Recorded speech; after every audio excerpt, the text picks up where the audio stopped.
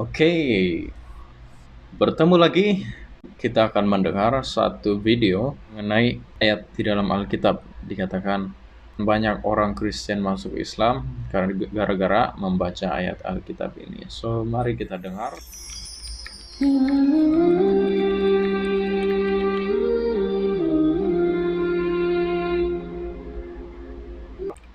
Oke, so sumber ini adalah dari Mualaf Center Indonesia. Assalamualaikum warahmatullahi wabarakatuh. Alhamdulillah bertemu kembali dengan saya Dr. Anwar Hitfi.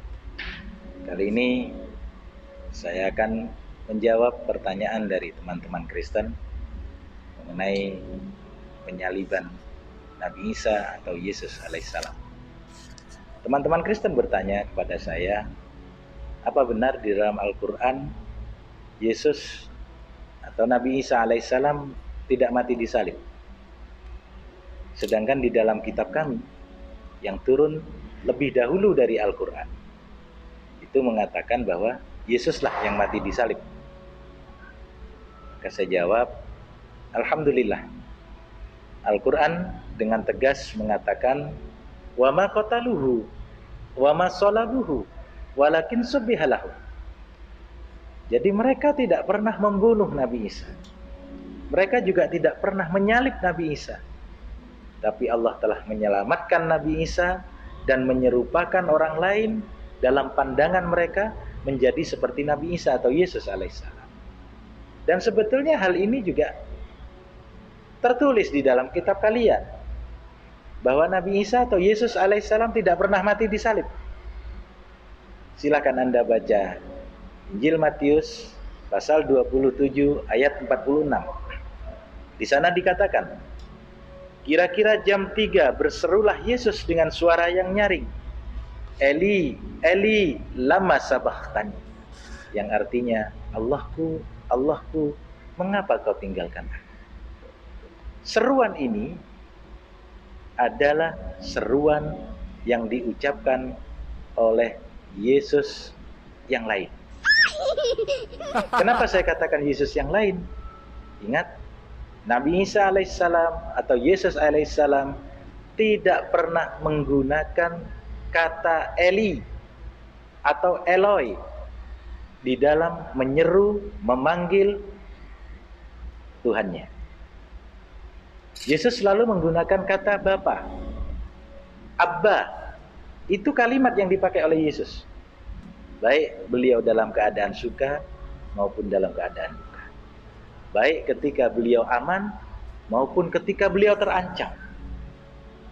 Doa beliau di Taman Getsemani, Bapa, andaikan cawan ini harus lepas dari tanganku, maka biarlah kehendakmu yang terjadi.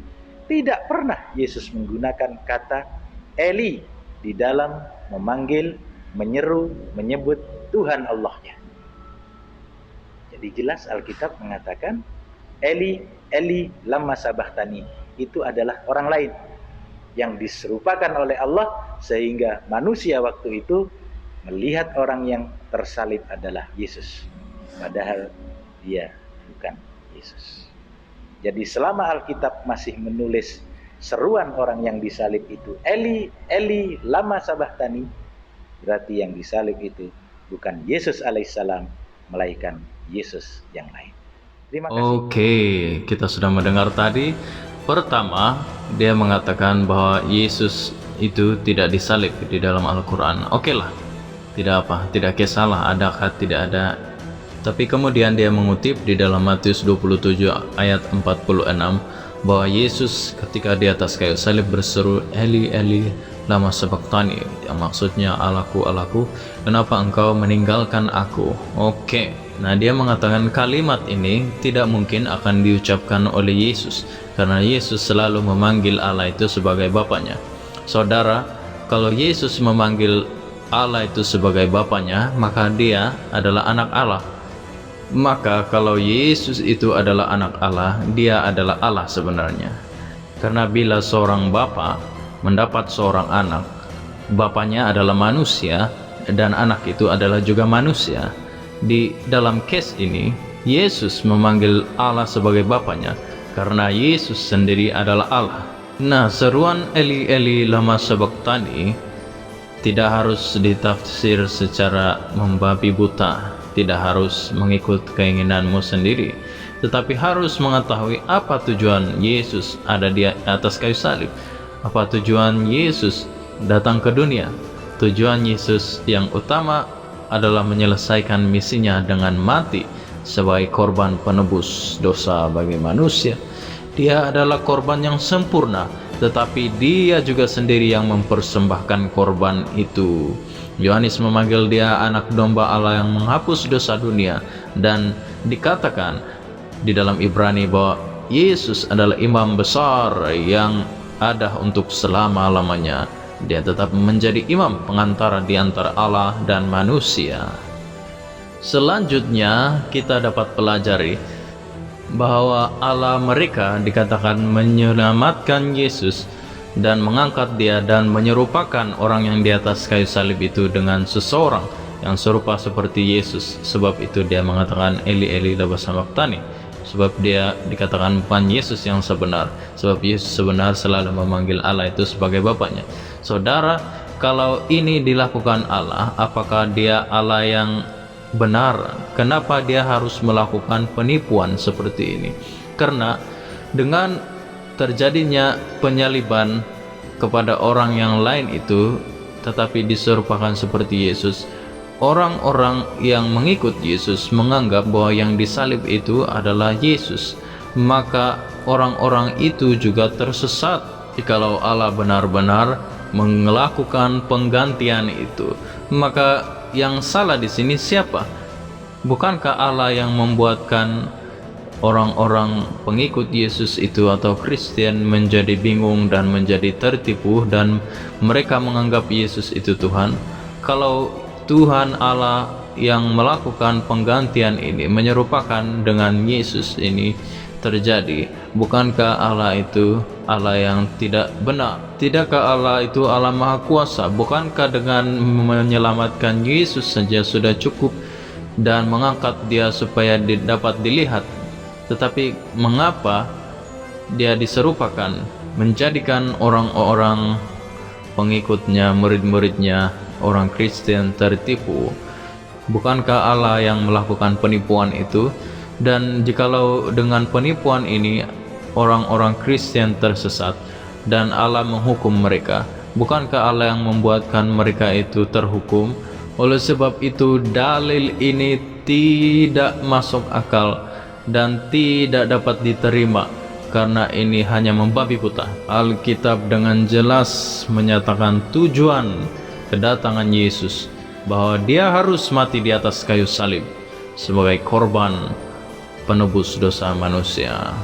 Dan yang terakhir saya tanya, kenapa hanya mencopot-copot, hanya mengutip-ngutip satu-satu ayat?